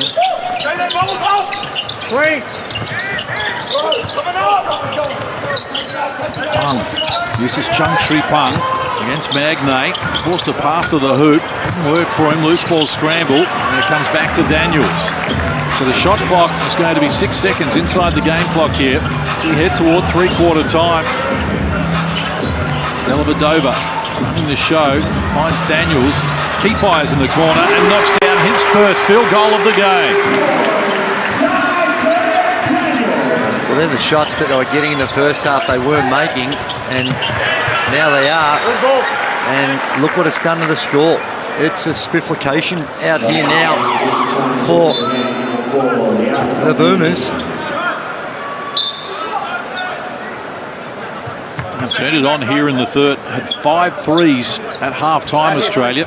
And they've hit 7 of 13 here since half-time. And this margin's ballooned out to a very healthy 33-point margin in favour of the Boomers. 5 seconds to play here in the third. Magnay all over Yu Cha Hao, who charges in from close range, gets the 2, draws a foul. Yeah, he's nice. The big fella. And I'm surprised they don't give him a few more looks down low. He's got a profound size advantage. And for a big fella to be able to put the ball on the deck like that, and the body control, excellent work by him. Had 12 points in 17 minutes in game 1 on 5 of 7 shooting. So he's only another young man as well, 21 years of age. And with this China team missing out on the Olympic campaign, they're clearly investing in their youth as they look ahead. Magnay on the buzzer, length of the floor, can't get it done, but three-quarter time arrives here at Australia. Well, they are doing it nicely at the moment. They lead by 31 points. Joe Engels turned it on in term number 3, checked in for his first minutes, gave the points, the assists and the advice. He was good. Boomers even better. More from John Kane Arena right after this.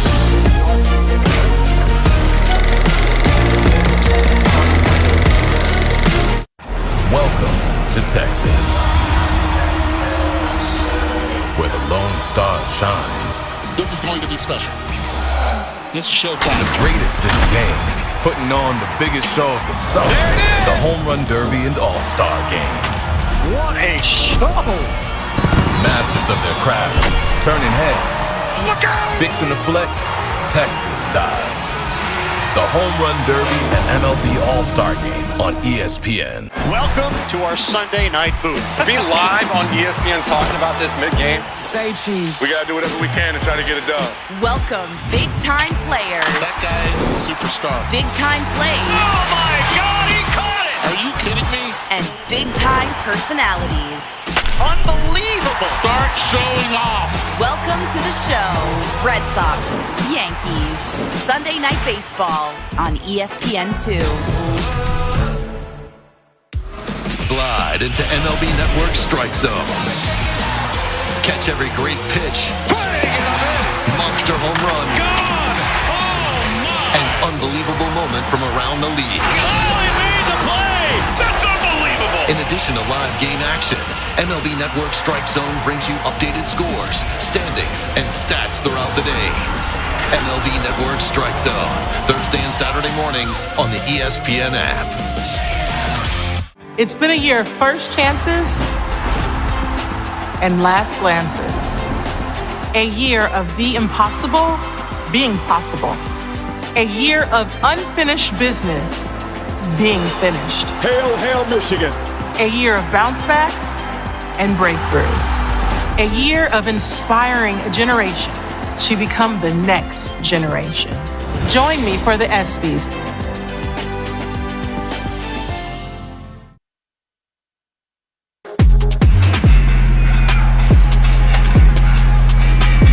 Great to have you with us here at John Kane Arena on a Thursday night to watch the Australian Boomers doing a great job against China. 31-point lead here at three-quarter time. They've really brought the defensive starch into this one, and China just can't go with them. Andrew Gaze, it's been impressive. It has, and we thought this was going to be the case. It was just the poor shooting in the first half that was the difference why they didn't have a greater margin, because at the other end of the floor, they have completely smothered China. This last quarter, it's nice to get Paddy going. Get Paddy some looks, let him see the ball go in, help with his confidence as well. 1 of 10 from the field, none of 6 from long range in this game, none of 2 in limited minutes in game 1 of this series. So it's a happy time for him. Daniels, good steal. And an unsportsmanlike foul's going to be called on China here. Yeah, you can't do that. I think in transition, you've got to make a legitimate play on the ball. So this is going to end up with 2-end possession. Let's go, guys. No line up. No line up. Unsportsmanlike. Daniels to the free throw line. Had 3 points here in the opening game. Dyson Daniels, 64% free throw shooter with the New Orleans Pelicans during the NBA season. Of course, he's on his way to Atlanta. And we've spoken about the pool that's in Greece, where we expect it'll be Greece that's going to get through and join Australia in the pool with Australia and Canada. And the other one, it's the winner of the pool that's been played in Spain, in Valencia, and that's likely to be Spain. But I saw a bit of the Bahamas. DeAndre Ayton, Eric Gordon, Buddy Hield. Spain, you think on their home deck, would be able to get that done, but they've still got some work to do. We saw the Philippines beat Latvia. We've spoken about New Zealand defeating Croatia. It's tough to get a win anywhere these days. And that was really good ball movement. by Australia. Perhaps a little too unselfish there by Xavier Cooks. Look at the pressure as well. China's struggling to inbound the ball and they've coughed it up. 22 turnovers to 10 is the equation. Daniels feeds outside. Dellavedova. 3 is long. Cooks, offensive rebound. Landale has a rattle around the rim and come up with a 2. He's got 11. Only Golding with 12 has more in the game. In fact, 12 for Golding is the game high score. 8 boards also for Jock, and 4 of those 8 coming at the offensive end.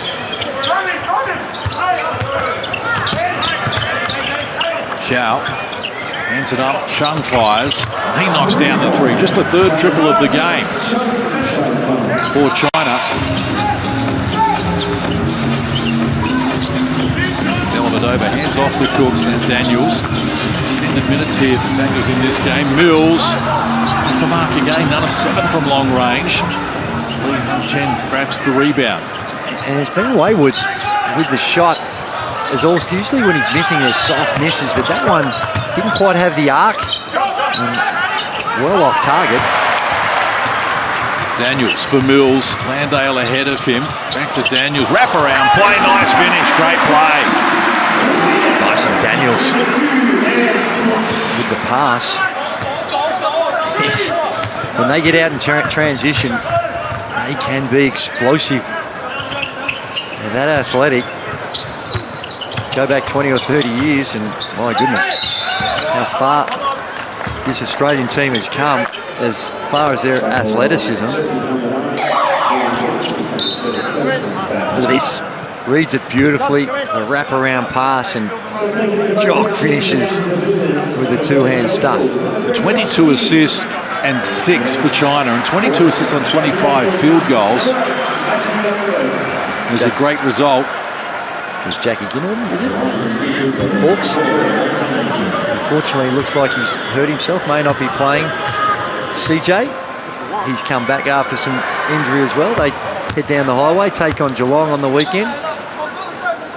Let's get courtside to Laurie Chiswick. Well, after their performance in the World Cup, it was really identified, Brian and his coaching staff, that a couple of the areas they needed to improve on was defensively and the speed at which they play. And I think you can see by tonight's game and the way they're going at it, those are certainly areas that they've addressed. Nathan Buckley enjoying the evening here at John Kane Arena as well. Huge crowd in the house. Seeing the official number as yet, but pushing a sellout. Yeah, it's hard to see an empty seat in the joint, and they're all sticking around enjoying this despite a real healthy 31-point lead. Mills with it. Shot clock rolls to 10 as Giddy gives it up to Landale. Now Ingles. Cooks from close range. Wanted to bring the house down there as he went up against Yu Jia Hao. Just did enough to worry him out of the points. He might have hurt his finger too. Got caught in the net with that attempt at the dunk. Wild pass coming from China. Turnover number 24 for them. Which one's that one? So Cooks is going to need some attention. I think he's dislocated his finger. Xavier Cooks. Or is it bleeding? Right. Just got it caught on the net. Yes, it is bleeding. Looks as though there might be a fingernail problem there. Matty Nelson, Dave Patrick doing some tidying up on the sidelines.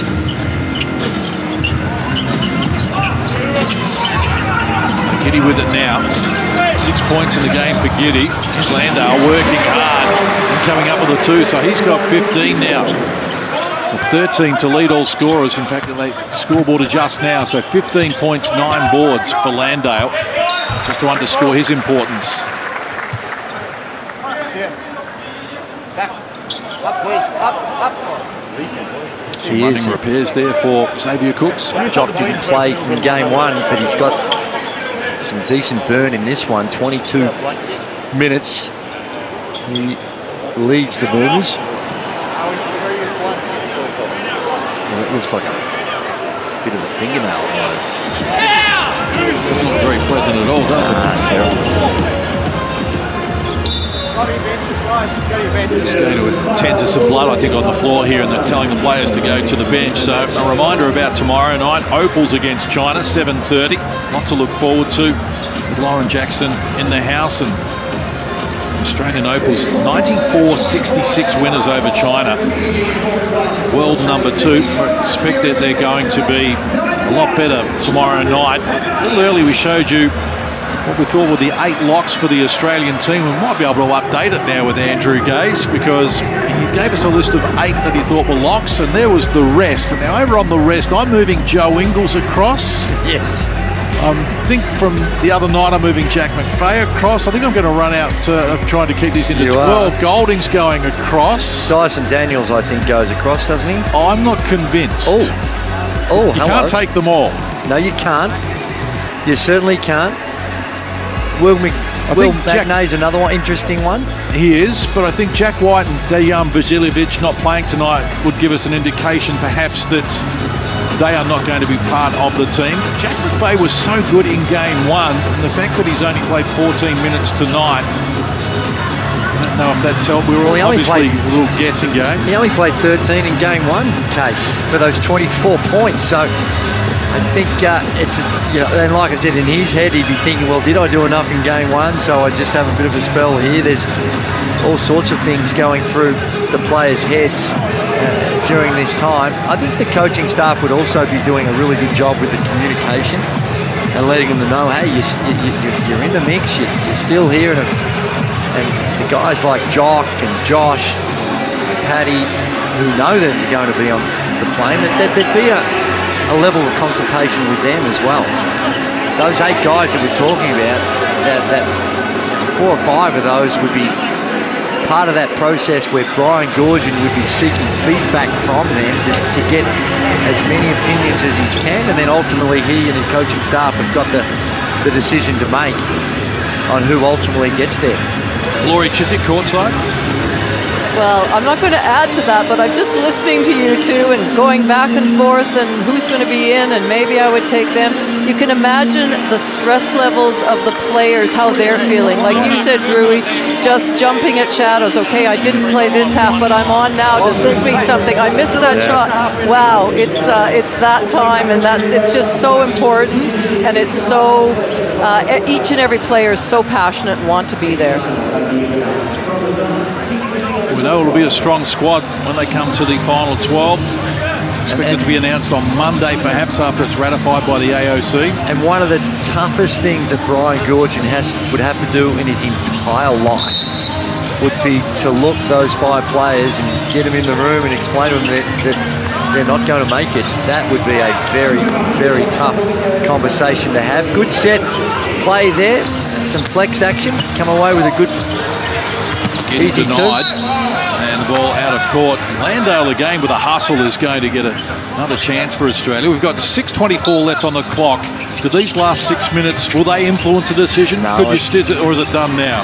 Yeah, these are difficult moments because the game's on ice. It's not realistic as far as the assessment, but across the 2 games for some of these players, I think their performance would have been very important.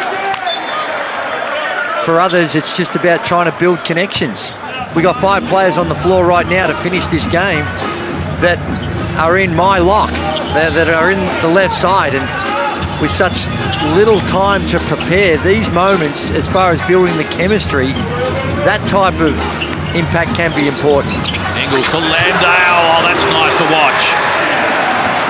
Well, Joe can thread the needle. Get the ball in his hands in those on-ball situations. And good things happen. Stolen away. Has got Landale for the flush. Back-to-back duds for Jock Landale, and Australians are celebrating here. Margin out to 38, 5:36 left on the clock. Landale has 19 points, including 10 in this quarter. 79-41 the equation. More in a moment.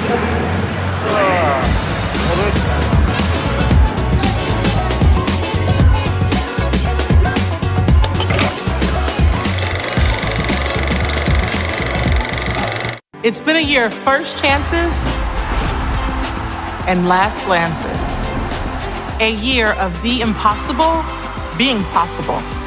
A year of unfinished business being finished. Hail, hail, Michigan.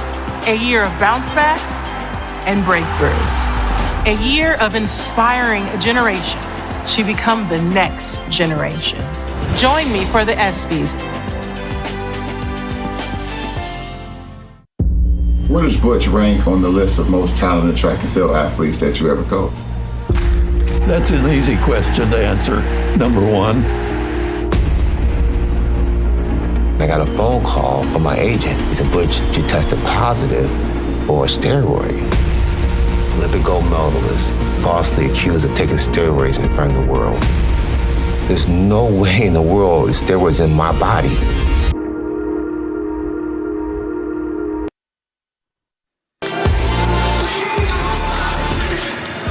Welcome back to John Kane Arena, back underway here in this last term. And a term dominated by Jocknut Landale so far. Just 7 points for China. Landale's got 10 of his own. The shot clock at 5. Elevation comes here from Zhuzhan Long. Ingles grabs the rebound. Wasn't happy with the attention from Hua in the rebound duel either. Here's Giddy. Hits the ball. Golding in the corner once more. Shares it. Ingles around the perimeter. Cooks will go back to Giddy. Giddy wants some isolation here. Tough shot, banks two. Giddy now has 8 in the game. That's what size can do. You got a point guard that's 206, 207. Might be a bit of a stretch. But a big guy that can handle the ball and step back there, shoot over opponents with that type of shot. Liao, he's been the standout. He has, hasn't he?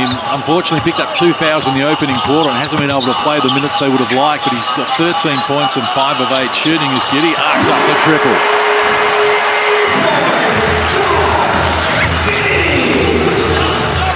Starts making that on a more regular basis.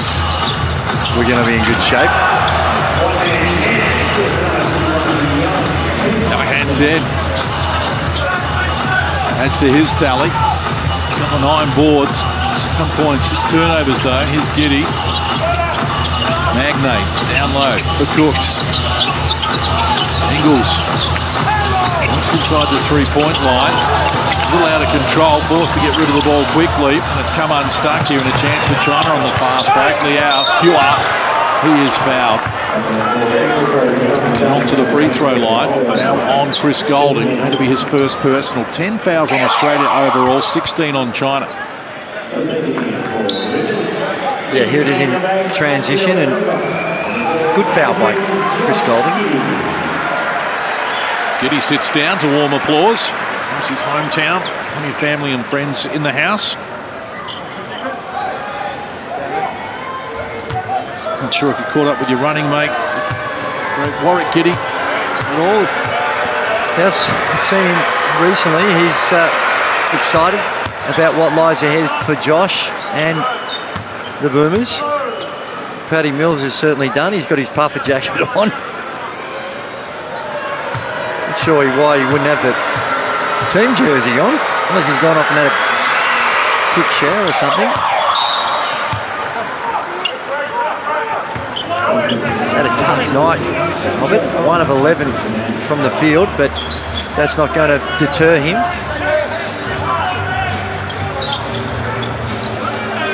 Those heroics dragged us across the line, of course. Grabbed that bronze medal in Tokyo.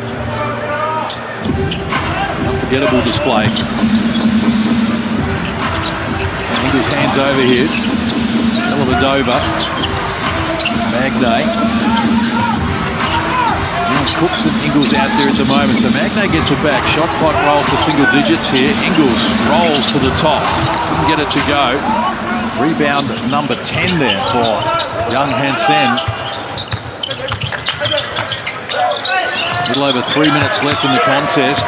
Cooks grabs the loose ball. Good athleticism, he charges up the floor, wants to go coast to coast, takes the bump, makes the shot, chance for the 3-point play. And that's what he brings to the table. He can take it off the glass at one end and still has the ball handling and the control to get down the other end. and read it well. It's from the free throw line where he's had some challenges throughout the course of his career, and certainly more recently when he's been playing in Japan, only shot it at 58% from the free throw line. Makes the extra there, 3 points, his first scores in the game. Liao. Dellavedova in the air, and he's fouled and will get to the free throw line. See the Boomers line up on the floor at the moment. Of course, Magnay, Dellavedova and Golding all played in the NBL this season. Cooks is going to join them for the coming season. So 4 NBL players out there if you like, and Ingles, who of course played in the NBL before heading overseas. Yeah, and the attention now is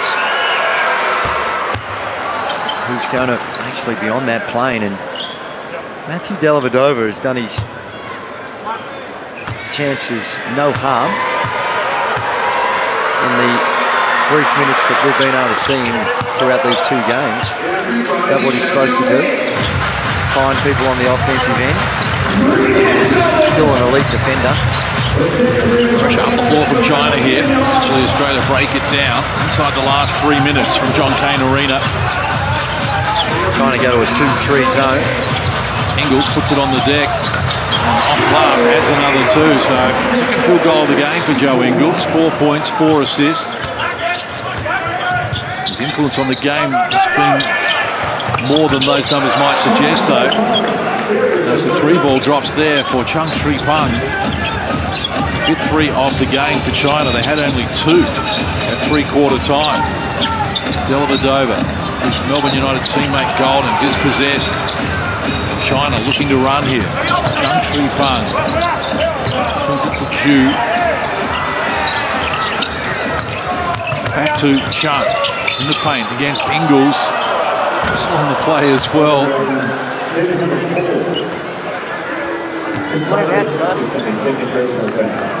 Our second personal foul. Let's go, guys. Joe Ingles. Trying to make substitutions as well. Up to a whopping, you look at the stats and you think of China, and yes, they've had their problems from the field, but it's the 26 turnovers, the thing that jumps off the page the most. Wasn't right from the start. They had 7 turnovers in the opening quarter, China. They had 27. And they've been reckless with it and unable to control it. At any stage, it hasn't looked fluid.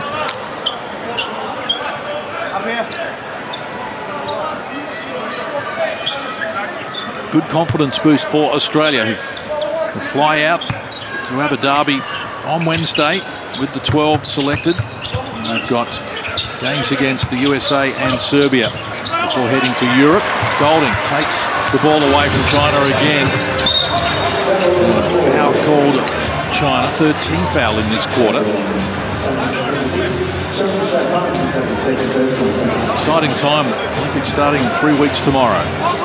It is, and love the way that Australia have been able to come out and really establish their foundation in a short period of time. It is, when you think of maybe 4 or 5 really intense practice sessions before you start playing games, it's not a lot, and they're going to be drawing on their history together.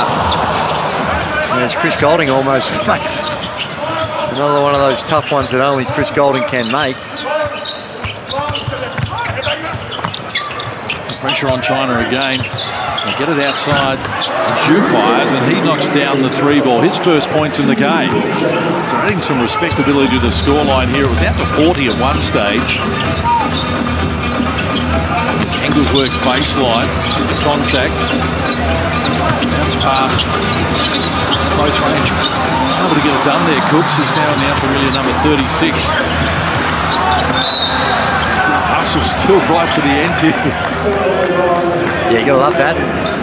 Game's well and truly over, but understand that these games are not just about the moment, it's about the future. So playing it out, playing hard, right to the end. And we see the foul on Will Magnay. Will Magnay's another one that's right there. Do they need to take the extra bit? You got Landale, then Duop Reith. Well, Duop Reith is excellent as far as spreading the floor, and he's good as a drops defender, and rebounding might be an area that might also be a reason why Will Magnate comes into the equation. Well, Duop Reith at the World Cup averaged 9 points, 2 rebounds. That's my point. We'd need a little bit more, so you'd think we need to take Magnate's insurance if Landale were to get injured. Depends what you're going to get from guys like Cooks, who was one of their leading rebounders. Yep. Magnate goes up hard. Wasn't foul. Ball knocked down out of court, though. We'll keep possession, but Magnate can't believe there was no foul in that. Cooks averaged 9 points, 6 rebounds in the August-September World Cup in Japan. Inside the last minute of action here from John Kane Arena. Dellavedova surveys his options here. Lob pass from Magnate! And that's what Matthew Dellavedova does. He can find people. He's great in on balls because he can throw it over the top on those alley-oop plays. That time was the off-the-ball cut and pinpoint pass by Matthew Dellavedova. Beautiful connection between the two. It's 107-87 here 48 hours ago in favour of Australia by 20 points. It's going to be bigger. The score might be smaller for the Boomers.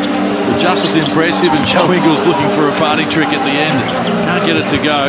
Wang Lan-Chin back up the floor quickly. Giving him no peace though. Jun Ming-Chen takes on Cooks, who rejects him. Golding not sure what we should do here. Do I take a shot? Don't need to. Looking to the bench, no. Shut it down, they say.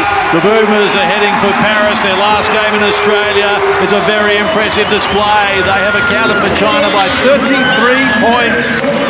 Good luck in France. It's Australia 91, China 58.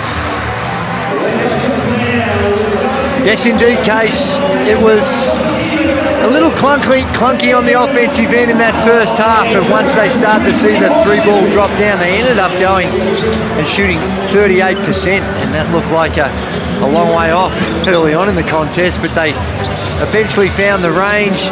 They dominated the boards, and most importantly on the defensive end, forced China into 28 turnovers, which is going to be the calling card to the Boomers. They've got guys that are athletic, can put a lot of ball pressure on, and clearly the formula is there on the defensive end, and they've just got to find a way to get rid of some of those dry periods that you go through, which at the next level, and you're up against better offense, can cause you some problems when you need to keep that scoreboard ticking over.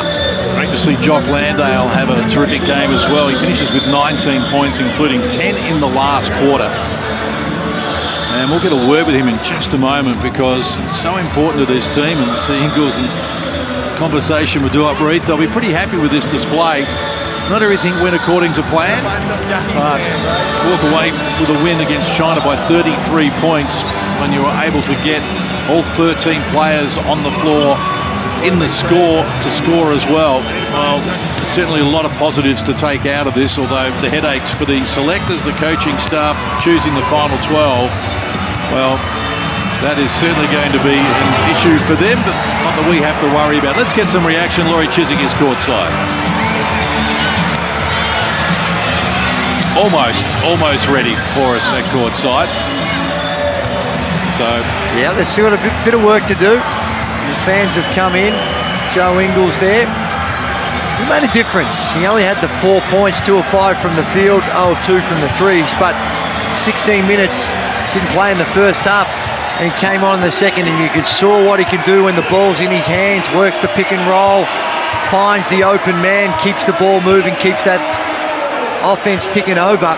He was good in the minutes that he played. Well, Duop Reith. Oh, I'm not sure he's some AFL action as well. A bit of work to go with there. The AFL recruiters would be liking the look of that technique. Let's get to Laurie Chiswick now. She's standing by at centre court.